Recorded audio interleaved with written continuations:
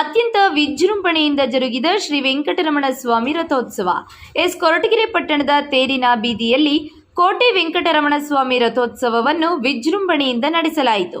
ಪ್ರತಿ ವರ್ಷದಂತೆ ಈ ವರ್ಷವೂ ಸಹ ಏಕಾದಶಿ ಹಬ್ಬದ ಮಾರನೇ ದಿನ ಪಟ್ಟಣದ ತೇರಿನ ಬೀದಿಯಲ್ಲಿ ಕೋಟೆ ವೆಂಕಟರಮಣ ಸ್ವಾಮಿ ರಥೋತ್ಸವವು ನಡೆಯಿತು.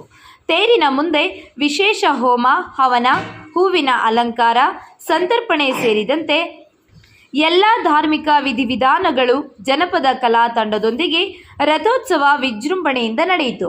ವಿಶೇಷವಾಗಿ ಹಿಂದಿನ ದಂತಕಥೆಯ ಕರಿಯಣ್ಣ, ಕಂಚಣ್ಣದಂತಹ ದೈವಿಕ ಕೋಲಾವನ್ನು ನಡೆಸಲಾಯಿತು.